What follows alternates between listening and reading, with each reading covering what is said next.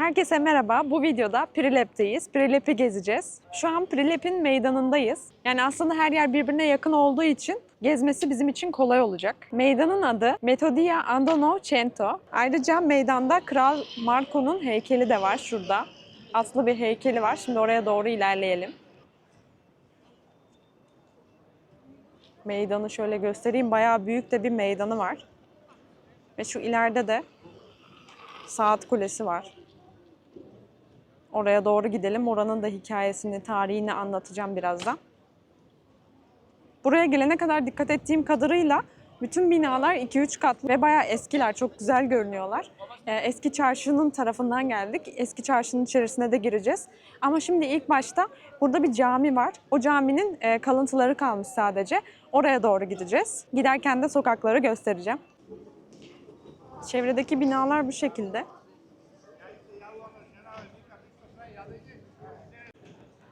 Şimdi böyle bir ara sokaktan girelim.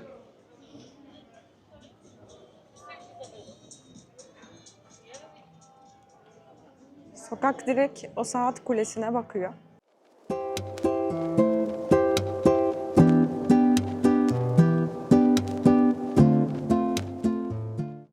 Tabii önce bu saat kulesinin oraya gelmiş bulunduk. O yüzden onu anlatayım. Ondan sonra bu camiye gidelim.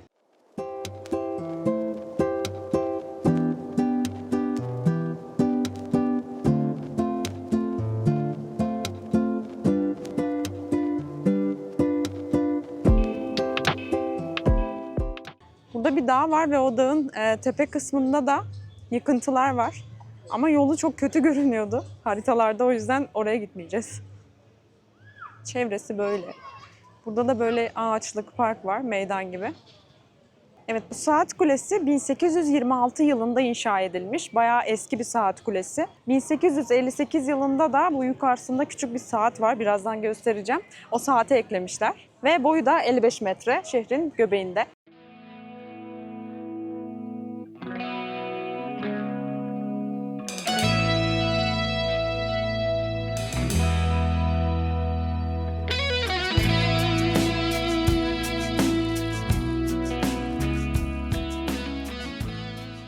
Bu arada az önce video çekerken fark ettim. Saat kulesi yamuk. Yani pizza kulesi gibi yamuk. Ben aralarında biraz mesafe var sanmıştım ama caminin kalıntıları hemen onun yanındaymış. Hemen şurada. O yüzden gitmemiz zor olmayacak. Hemen saat kulesinin yanında. Sadece duvarları ve minaresi kalmış geriye. Minaresinin kubbesi de yok. Binanın da kubbesi yok. Sanırım girilebiliyor ama çok fazla ot var etrafta. O yüzden bilemiyorum girebilecek miyiz. Şöyle içeriden çekmeye çalışayım ve içerideyken de burayı biraz anlatayım.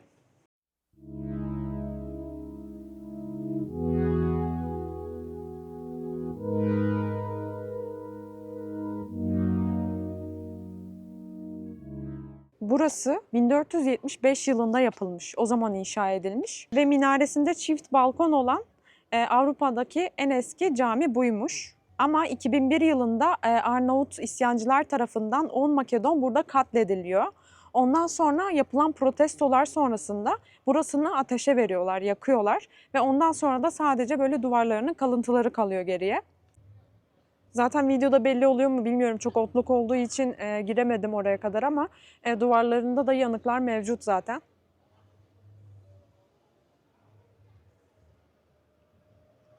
Böyle şimdi çıkıyoruz buradan. Burada az önce içerisine de girdik buranın. Hemen de yanında dediğim gibi saat kulesi var. Orada da küçük bir meydan var. Şu tarafta da eski çarşı var. Eski çarşının içerisinden geldik ama birazdan daha çok sokaklarını gezeceğiz. Caminin yanında da böyle mezar kalıntıları kalmış. Şimdi buradan geçip çarşı kısmına doğru gideceğiz. Şurada da bir heykel var, onu da göstereceğim. Hemen çeşmenin yanına yapmışlar heykeli.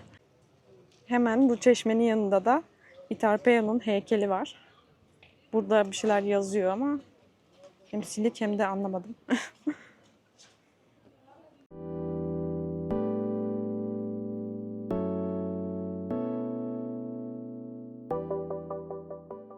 Burası da Old Pazar diye geçiyor. Böyle ara sokakları var, bir sürü dükkanlar var. Üsküp ve Bitoğlu'daki çarşıdan sonra Makedonya'nın en büyük 3. eski çarşısı.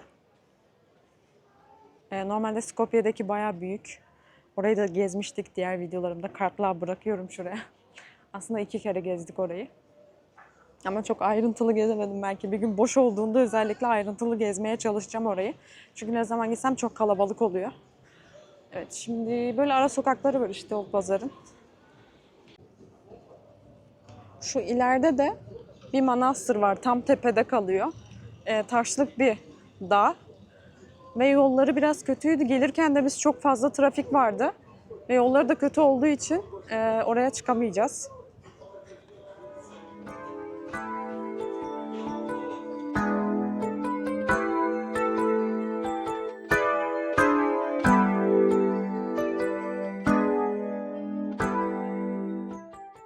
Şimdi meydan bu tarafta kaldı. Karşı tarafa geçtik.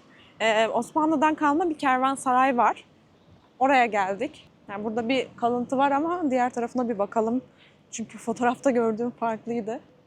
Buradan Markovi Kuli'nin alanını anlatıyormuş. Yani şu manastırdan buraya kadar uzanıyor sanırım burası.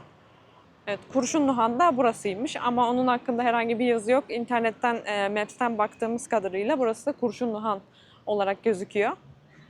Burayı böyle yine parka çevirmişler. Burada da biraz ileride de havuz var. O tarafa doğru gidelim. İlerideki dağ diğer dağlardan biraz daha farklı görünüyor, ilginç görünüyor. Çünkü siyah taşları var. Yani üstüne de haç koymuşlar. Üsküp'teki gibi. Burası da böyle bir park. Evet, havuzun olduğu yerde bankanın önünde bulunan yermiş. Burada fark ettiğim kadarıyla böyle evler hep eski zamanlardan kalma ve çok güzel görünüyorlar. Şöyle o diğer tarafta pek bir şey yok gibi görünüyordu. O yüzden böyle ara sokaklara dalalım. Buraya arabayla gelirken fark ettiğim kadarıyla böyle her bahçede, her yerde tütün kurutuyorlardı. İnternette de görmüştüm. Burası bayağı böyle tütün üretilen bir yermiş ve her bahçede tütün vardı, tütün kurutuyorlardı. Giderken de görürsem çekerim. Şimdi bu bankanın arkasındaki ara sokağa girdik. Dönerken de diğer taraftan böyle döneceğiz. Hem binalar varsa burada da ilginç, onları göstereceğim. Dediğim gibi binalar böyle değişik, güzel. Mimarileri farklı geldi bana. Şimdi böyle ara sokaklardan girelim. Diğer taraftan da çıkacağız. Böyle şehir olarak da yaşanılası bir şehir gibi duruyor. Çok sakin bir yer.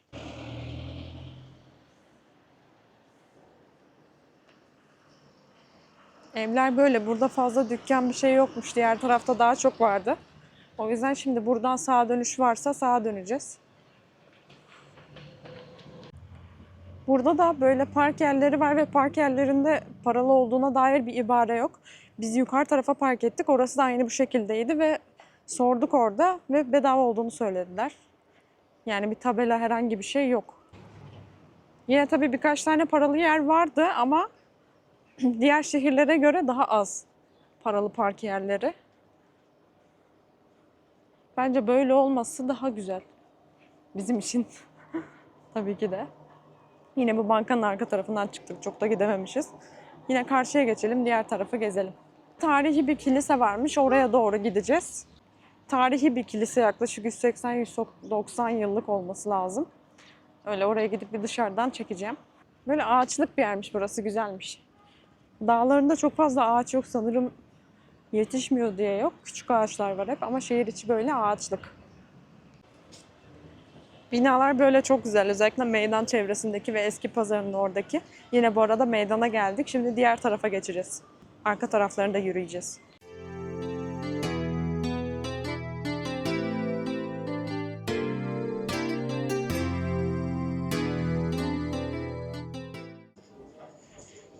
Şimdi diğer tarafa doğru ilerlerken böyle Gaydamo, şey çalan bir heykelle karşılaştık. Böyle araba girmeyen sokaklar olduğunda yürümesi ve gezmesi daha eğlenceli oluyor. Çünkü öteki türlü çok sakin gelmiyor şehir. Böyle olduğunda sakin sakin, huzurlu huzurlu gezebiliyoruz. Burada da dükkanlar var, çeşit çeşit. Kıyafetçiler var. Pazar var şurada. Şuraya şöyle girişten bir çekeyim ama kapalı zaten galiba. Yine de şöyle girişten çekeyim. Birkaç tezgah açık yine.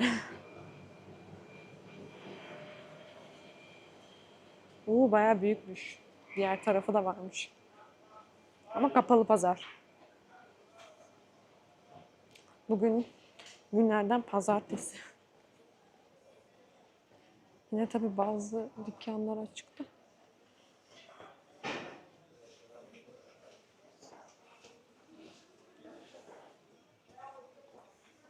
Böyle ara sokaklarda gezelim. Bakalım. Ama fiyatları yazmıyor hiçbir şey. Üsküp'te de bir pazara girmiştim ama bu bit pazarının oradaki pazara değil. Ve fiyatları yazmıyordu hiçbir şey. Öyle olunca da bir şey alasım gelmiyor. Ha, burada yazıyor. Patlıcan 10 dinar mı?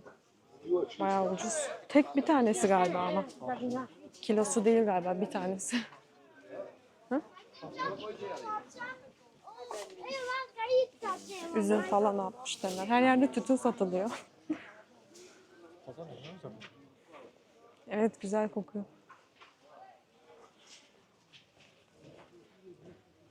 Burada pazarın diğer tarafı var. Bu taraftan gidelim madem o tarafa.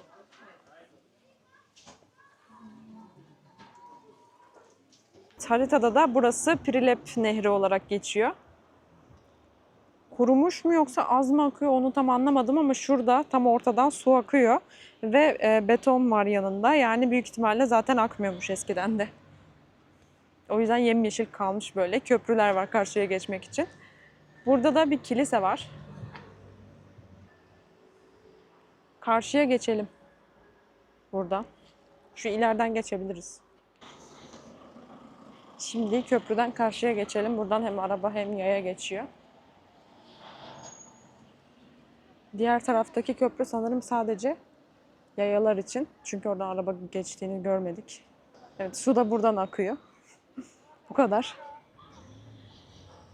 Yine değişik yeşil bir görüntü sağlıyor. Evet, az önce şu aradan çıkmıştık. Evler bana farklı geldi nedense diğer şehirlerden. Şu değil. Bu normal bina. Bunlar falan güzel görünüyor. Pazar tarafında da çok fazla tütün satan tezgah vardı. Buranın tütünü bayağı ünlüymüş. Pazarda bulduğumuz iyi oldu aslında, öyle bir bakındık. Çünkü buranın fiyatları Üsküp'teki pazarın fiyatlarından daha ucuzdu. Mesela üzüm 60, orada şeftali vardı 40. Tek bir tane sanırım, onu tam anlayamadım ama patlıcan 10 falan yazıyordu. Diğerlerinin fiyatları yazmıyordu. Üsküp'te de yazmıyor. O yüzden bir şey alasım gelmiyor ama bu büyük olan bit pazarda fiyatlar yazıyor. Üsküp'te bu çarşı kısmındaki. Oraya göre Prilep bayağı ucuz. Daha önce de videosunu çekmiştim. Onu da koyayım şu kartlıklara bir yere, sağa ya da sola. Manastır'da da bu arada fiyatlar bayağı ucuzdu. Karşılaştırınca hem kira olarak hem pazardaki fiyatlar olarak bu taraflar daha ucuz. Böyle Ohrid, Üsküp bunlar daha turistik kalıyor ve daha merkezi kaldığı için daha pahalı büyük ihtimalle. Öyle, umarım çok rüzgar sesi çıkmıyordur. Biraz rüzgarlı. Şimdi karşıya geçelim. Burada da bir tane kilise var ama sanırım bu yeni. Böyle aradan git diyor harita bize. O yüzden şimdi böyle ara sokaktan gideceğiz. Ama bunun da görüntüsü böyle değişik. Burada ismi yazıyor.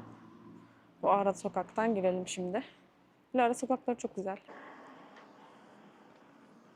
Evler gerçekten çok hoşuma gitti. Hepsi de eski bu evlerin sanırım. Diğer sokaktan biz gelirken oradan geldik. Şehrin merkezine arabayı bıraktıktan sonra. Ve evlerin bahçelerinde hep ot bürümüştü. Yani kimse kalmıyordu ama evler çok güzeldi böyle eskiden kalma. Yalılar gibi ama deniz yok. Evet, şimdi böyle bir kapıya geldik. Buradan girecekmişiz. 1838 yazıyor. SV Blagoveştenye. Anlamadım. Böyle bir yoldan ilerliyoruz şimdi. Yanımızda da binalar var. Aslında girişi böyle daha tarihi gibiydi ama böyle ara sokakları o kadar da tarihi değil. Böyle arabalar falan park etmiş. Burada devasa bir ağaç var. Çok büyük ağaç. Bayağı da gidiyor. Ha, burasıymış.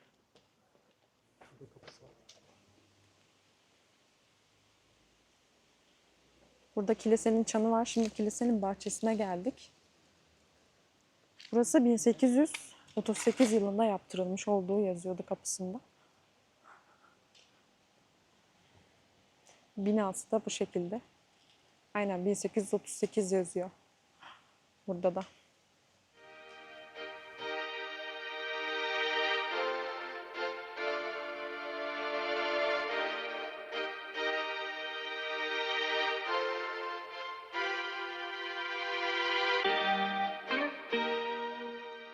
Evet, şimdi arabayı park ettiğimiz yere kadar gelmişiz. Daha yukarı çıkacağız. Kiliseden çıktık. Kilisenin içini çok çekemedim çünkü kapıda insanlar vardı. Öyle çekip çıktım. Bir de dua ediyordu, o yüzden çekemedim. Şimdi gideceğimiz yer neresi? Park of the Revolution. Evet, Revolution Parkı. Çevir. Devrim Parkı. Devrim Parkı. Devrim Parkı'na gidiyoruz şimdi. Şehir çok da böyle büyük değil, merkezi özellikle. Merkezinin dışında hep evler var. Dükkanlar yok galiba. Böyle küçük bir ara sokağa girdik şimdi giderken. Evler çok güzel gerçekten. Gözüm kaldı hepsinde tek tek. Çok hoşuma gitti evler. Hepsinin de bahçesi var. Bazı videolarda böyle geziyoruz. Bazı videolarda da böyle genel bilgiler içeren videolar çekiyorum. Hangisi daha çok hoşunuza gidiyor? Yorumlara yazın. Anket de koyacağım bunun hakkında. Topluluğu da takip etmeyi unutmayın o yüzden. Kanala da abone olursanız çok sevinirim. Şimdiye kadarki destekleriniz için de çok teşekkür ederim. Evet, şimdi hazır biz o parka kadar yürürken buranın hakkında böyle ufak bir bilgi daha vereyim. Prilep'te dünyanın en beyaz mermeri çıkıyormuş. Zaten biz gelirken de etrafta çok fazla böyle taş ocağımsı yerler vardı. Dünyanın en beyaz mermeri burada çıkıyormuş. Ve Amerika'daki özgürlük heykelinin kaidesi Beyaz Saray ve Washington DC'deki çoğu bina, birçok bina bu mermerden yapılmış. Ve bu mermere de Civic adı veriliyormuş. Binalar gitgide daha da tatlılaşıyor. Tütün buldum. Burada böyle her evin bahçesinde, çoğu evin bahçesinde özellikle şehrin kenarlarında bu şekilde tütün kurutuyorlar. Burada da böyle eski mimarisi olan bir ev.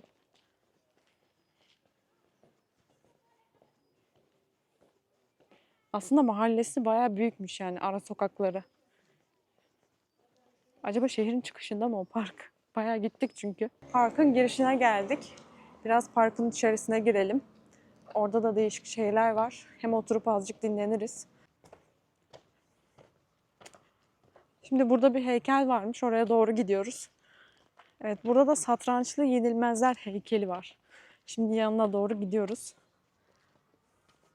Burası satrançlı yenilmezler heykelinin olduğu yer. Bir sürü heykel var böyle satranç. Burası Makedonya'nın kurtuluş mücadelesini onurlandırmak için 2. Dünya Savaşı'ndan sonrasında yapılmış bir anıt. Ayrıca içerisinde de 462 askerin ismini barındıran bir levha var. Şimdi oraya doğru gidelim. Ayrıca burada her 11 Ekim'de anma töreni yapılıyormuş. Önünde de çiçekler var. Yani yaklaşık 26 gün sonra burada bir tören olacak. Gökkuşağı oluştu. Su geldi üstümüze.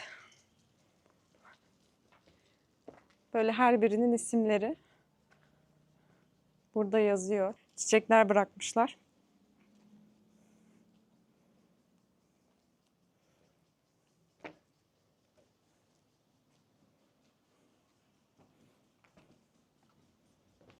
Parkın diğer tarafında da top sahası var, oyun parkı var.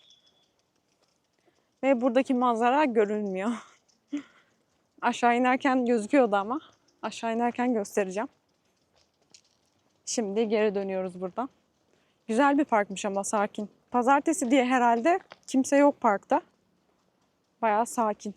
Şimdiye kadar sadece bir kişi gördük. Başka kimse yoktu. Burada da ağaçların arasından şuradaki dağ biraz görünüyor ama kamerada çıkmıyor olabilir. Aşağıda da kilise vardı. Giderken uzaktan göstereceğim. Yani park biraz şehrin üst tarafında kaldığı için bayağı tırmandık işte bu merdivenleri. Demin gösterdiğim merdivenleri. O yüzden bayağı yukarıdayız. Şehir o kadar yokuşlu değildi. Yine birazcık yokuş vardı ama çok da değildi yokuşlu. Ama şehir konum olarak biraz yukarıda bulunuyor. Rakımı biraz yüksek. Çünkü gelirken arabayla sürekli tırmandık. Ve burada sanırım etrafta çok taş ocağı falan da var. Bu mermer dediğim mermer çıkarılıyor olabilir. Onu tam emin değilim ama çok fazla kamyon vardı biz gelirken. Ve çok tehlikeli yollardı biraz. Yani tam Prilep'e girerkenki yollar birazcık tehlikeliydi diyebilirim. Şuradaki arsada da bir sürü tütün kurutuyorlar. Biraz yakınına gideceğiz şimdi. Bu sürekli gösterdiğim dağın en tepesinde de bir manastır bulunuyor. Çok eski bir manastır ve çok güzel görünüyordu. Kilise vardı. Ama bir yıl önceki bir videoda gördüğüm kadarıyla hala tadilatta. Yani bitmediyse tadilat. Bu tip şeylerin tadilatı biraz uzun sürüyor burada. Bitmediyse hala tadilatta zaten. O yüzden bir de yolları gerçekten çok kötüydü. O yüzden gitmiyoruz. Burada tütün kurutuyorlar. Şunların hepsinin içinde tütün var. Burada da bir fabrika gibi bir şey var. Boruları falan var ama ne olduğunu anlayamadım. Böyle şimdi parkın kenarındaki yoldan aşağı doğru inelim.